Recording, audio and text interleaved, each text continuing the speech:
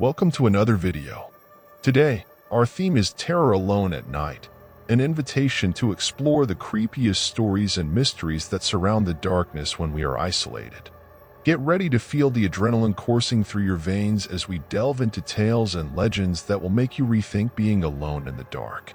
But before we dive in, remember to subscribe to our channel and turn on notifications. That way, you won't miss any of our videos. And if you enjoy what you're about to see, don't forget to leave a like. It helps us bring even more stories to you. Last year, I was tasked with taking care of one of my best friend's house while they were on a 2-week business trip. I had to feed some lizards and fish and water a bunch of plants. Their house was much nicer than my apartment, so I was happy to help. The first week was quiet, almost like staying at an Airbnb. Everything changed one night while I was sitting in the kitchen. Suddenly, I heard a man coughing very close outside the house near the back door. It startled me because it was so close. I quickly turned on the outdoor lights to signal that someone was home. I waited a minute before looking out the window, but whoever was there had already left. Why would someone be outside? I stayed on alert for a while, but nothing else happened. It was already past 7, and I needed to grab some food, so I went out to get something to eat. As I left, I noticed footprints in the yard. The grass was trampled, forming a clear path. The footprints went from the driveway to the back of the house and back. I got into my car to get food, but the incident was still on my mind. I couldn't think of a reason for someone to do that.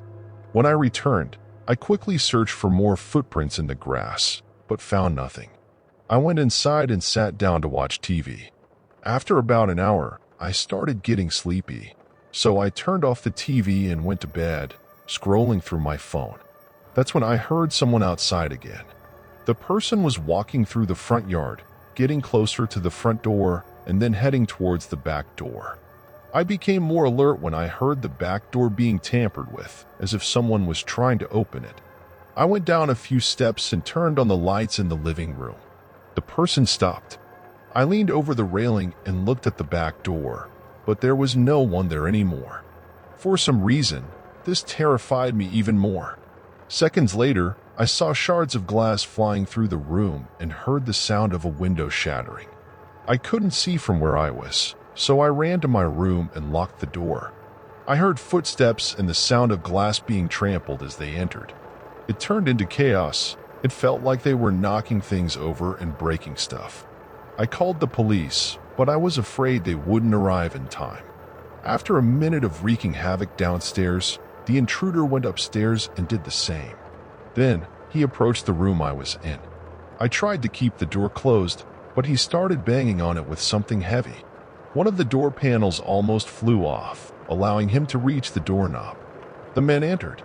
He was wearing a mask, a hood, and holding a metal baseball bat.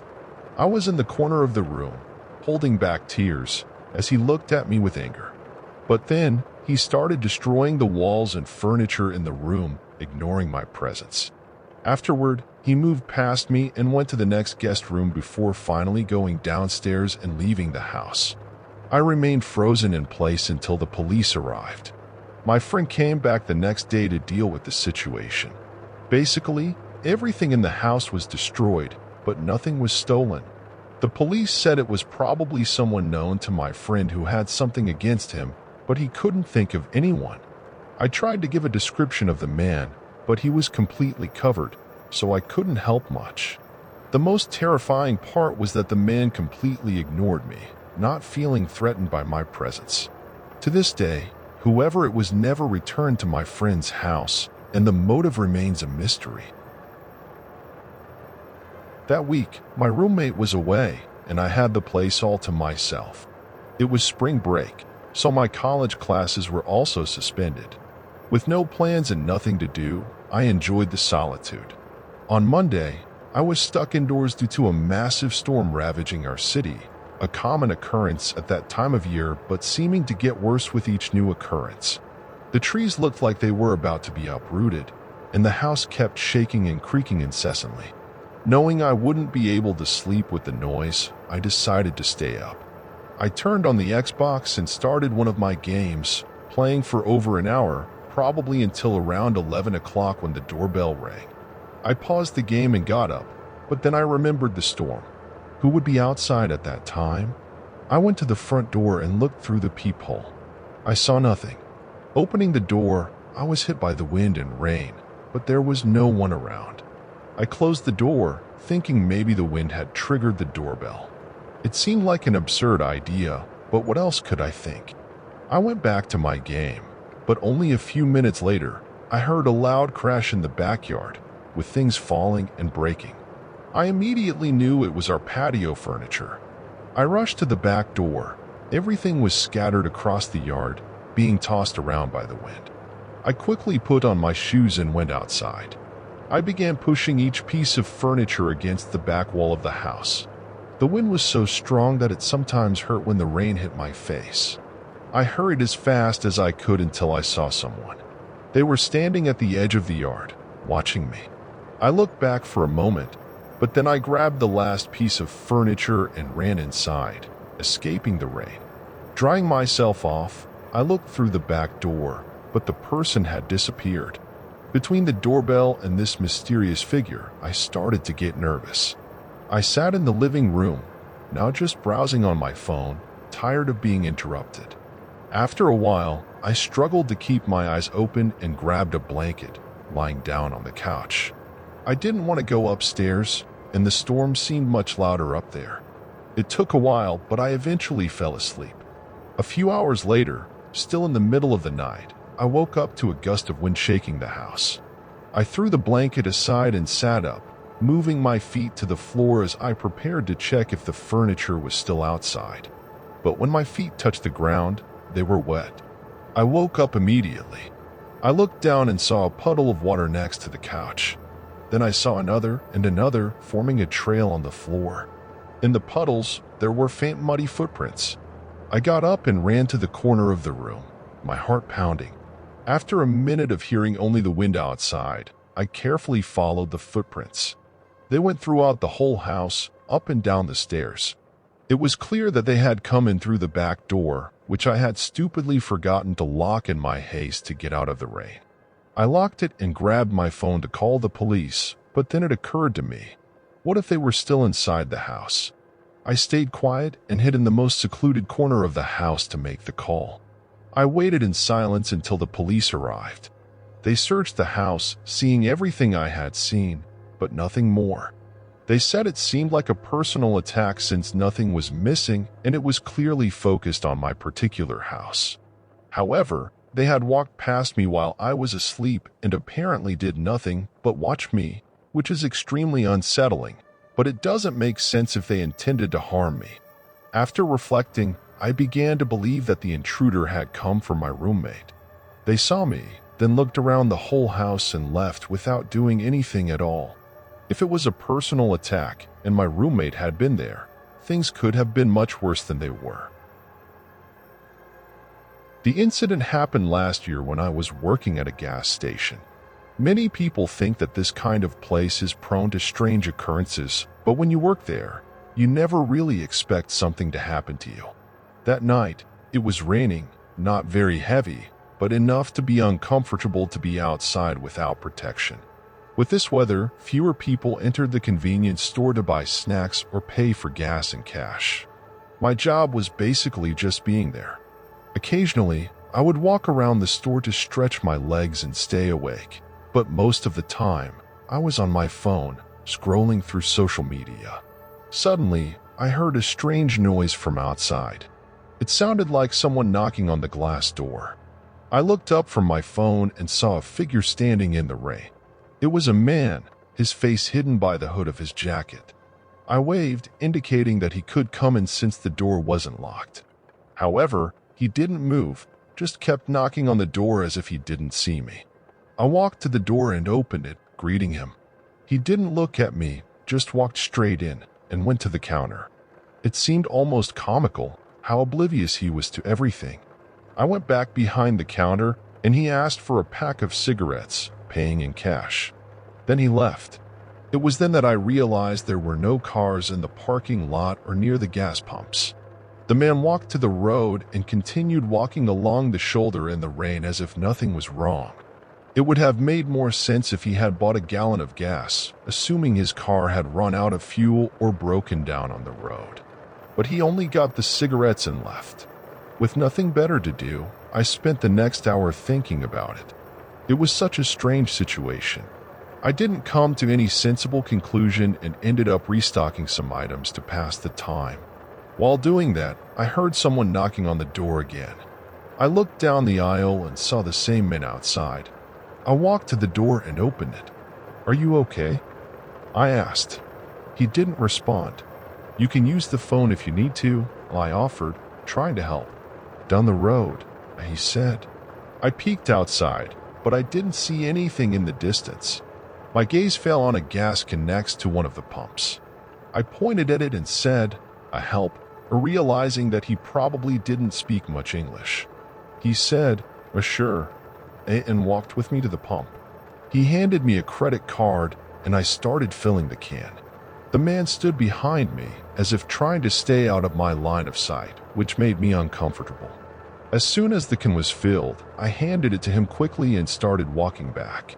But he stopped me, grabbing my arm. He started talking rapidly, but I didn't understand. I pulled away and started walking back to the doors, but then he yelled, as if he was talking to someone else. When I reached the door, I saw a man on the other side of the counter, putting everything into his backpack. He saw me and instantly jumped over the counter, but then everything went dark. I woke up on the floor with a terrible headache. It felt like only a few minutes had passed. I quickly realized that the guy behind me had hit me on the head to help his accomplice escape. I called the police, and they took me to the hospital. I didn't have any serious injuries, just a concussion, and needed a few stitches. The worst part was the shame I felt afterward, as if I had been easily deceived and let them get away. Honestly, I'm grateful for being knocked out before something worse happened because the security camera footage showed that the guy inside the store was armed. If I had tried to stop him or shown that I was a threat in some way, I could have been shot and never woken up. It was a rainy Friday when I decided that I needed some time alone. Working relentlessly at a tech company in the city center, I rarely found moments to breathe. That's when I decided to rent a remote cabin, nestled in the serene hills, a few hours away from the urban chaos. The cabin, which I found on a vacation rental website, seemed perfect. It was a rustic wooden structure with large windows promising a stunning view of the mountains. The listing mentioned that the cabin was isolated, with the nearest neighbor a mile away, perfect for those seeking peace and tranquility. Upon arriving, I was enchanted by the beauty of the place. The cabin was at the end of a winding road, surrounded by tall, imposing pine trees. The air was fresh, and the only sounds were those of birds and the whisper of the wind in the trees. The cabin itself was cozy, with a fireplace, a small kitchen, and an upstairs bedroom with a window that opened to the starry sky. I spent the first day exploring the area. There was a trail that led to a small lake where I sat for hours, lost in thought, admiring nature. When I returned, I prepared a simple dinner and settled on the couch, reading a book to the sound of rain tapping on the roof. That night, something strange happened. It was well past midnight when I heard a subtle sound, as if someone was walking around the cabin. Initially, I thought it might be animals, but the sound was heavy, like human footsteps. Worried, I peeked through the window, but all I saw was the darkness of the night. I tried to convince myself that it was just my imagination and went back to sleep. The next day, while having breakfast on the front deck, I saw a figure moving among the trees. It was a man, dressed in hiking clothes, who seemed to be watching the cabin. As soon as he realized I had seen him, he disappeared into the forest. A shiver ran down my spine. Who was this man? And why was he watching me? I decided not to let it ruin my weekend and continued with my plan to hike the trail. During the hike, however, I couldn't help but keep looking over my shoulder, feeling a constant presence. When I returned to the cabin, it was starting to get dark. I prepared dinner and lit the fireplace, trying to relax. That's when I heard knocking on the door. My heart raced. Cautiously, I opened the door and saw the same man I had seen earlier. He smiled strangely and said he was lost, needing help finding his way back to his cabin. Something about him didn't seem right. There was a coldness in his gaze that made me hesitate. I told him I would get my phone to help him with directions, but when I closed the door and turned around, a sense of danger washed over me. I looked through the window, and he was already gone. Restless, I decided to call the local police, explaining the situation. They promised to send a patrol to check, but said it might take a while due to the distance. I couldn't sleep that night, jumping at every sound. In the morning, I decided it was time to leave. As I packed my things, I heard knocking on the door again. With my heart in my mouth, I looked through the window. It was the man again, now with an even more unsettling smile. I ignored the knocking and hurriedly finished packing my things. When I left the cabin, he was no longer there. I drove back to town as fast as I could, constantly checking the rearview mirror. After that experience, it took me a while to venture on another solo trip. Those days at the cabin, which were supposed to be for relaxation, became an unsettling memory, a reminder that even in the most remote places, we are not necessarily alone. Last year, I decided to embark on a 10-day road trip with no specific destination in mind, just driving in a large loop, visiting 5 or 6 different cities. I didn't book hotels in advance because I wasn't sure how long I would spend in each city or where I would want to take breaks during the trip. So, I was relying on the availability of hotels to accept guests without a reservation. For the first 5 days, I managed to find decent hotels along my route. However, on the 6th night, I ran into trouble. As I was driving between cities, I started feeling sleepy around 11 p.m. My initial plan was to continue driving to the next big city and sleep in the parking lot, but it was clear I wouldn't make it due to fatigue. I pulled over and tried to contact some major chain hotels along the way, but none of them were accepting guests without a reservation. I started to get nervous, thinking I might have to park on the side of the road to sleep, which was obviously dangerous. But then, I saw a sign indicating a hotel 10 miles away. I drove there and parked in front of the building. The hotel looked more like a motel, with just one floor and several rooms. There were a few cars in the parking lot, but it was almost empty. I got out of the car and went to the front desk, asking the attendant if there was a room available. Fortunately, there was, and she gave me a key card. I grabbed my bag from the car and took it to the room, which was quite outdated but not bad for the price. Just a minute after entering, I heard a knock on the door. I cracked it open to see who it was and saw a man mumbling to himself. When he saw the door open, he pushed it, trying to force his way in. I put my arm to block him from entering completely. He stopped mumbling, looked at me, and I asked him to leave. After a moment, he turned and walked away. I locked the door, considering the strange situation, but I didn't feel too threatened, thinking he might just be a lost addict. 15 minutes later, I fell asleep. A few hours later, I woke up to another knock on the door. Immediately irritated, knowing it must be the same man, I put the chain on the door before cracking it open. I was right because as soon as I unlocked the door, the men lunged at it, shouting incoherent phrases. I stepped back and called the police. The man continued pounding on the door, trying to break in. A minute later, he slid a knife between the door and tried to cut the chain. Although he couldn't cut it, I was horrified to know he had a knife. The screams, pounding, and attempted cutting lasted for several minutes before it went quiet. The police arrived later, but the man was already gone. I don't know what was wrong with him or why he wanted to get into my room so badly, but his intentions were clearly malicious. He might have been on drugs, but breaking into a room with a knife is terrifying. At 29 years old, living along the Appalachian Mountains in southern West Virginia, I had always been a backpacking and camping enthusiast.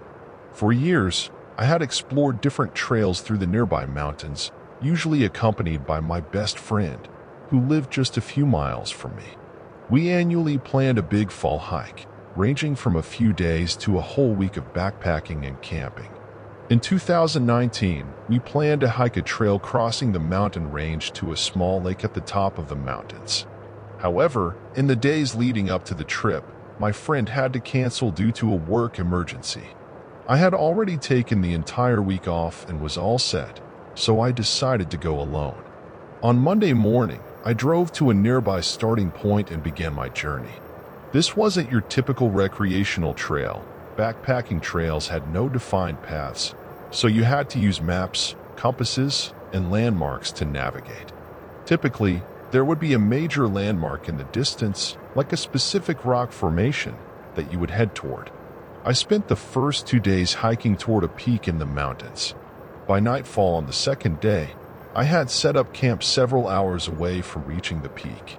I pitched my tent and lit a campfire, warming up the food I had brought in my backpack.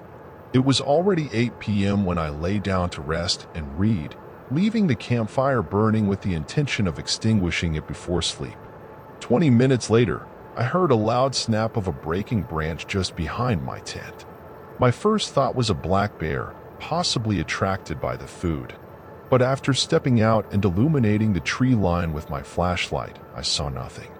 I yelled aggressively to scare away any predators, but there was no response. I stayed outside the tent for a while, constantly watching, before putting out the campfire and going inside. Sleep was difficult as I remained alert to any sounds.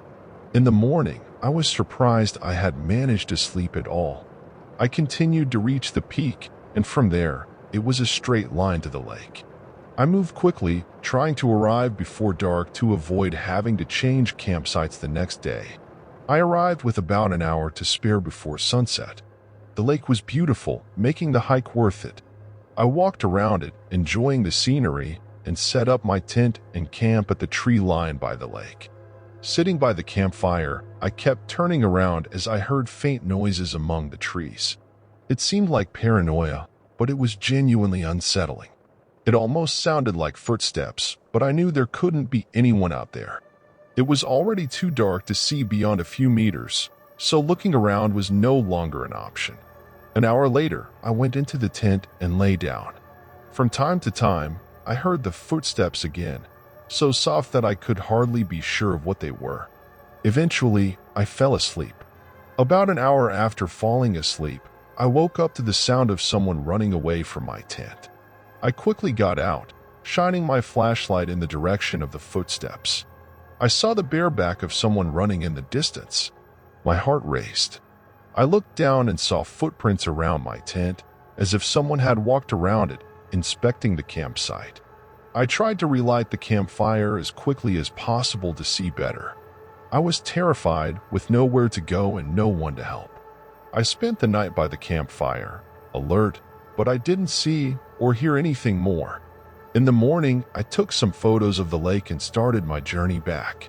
I had planned to stay for another day, but I no longer felt comfortable, feeling like I was being followed.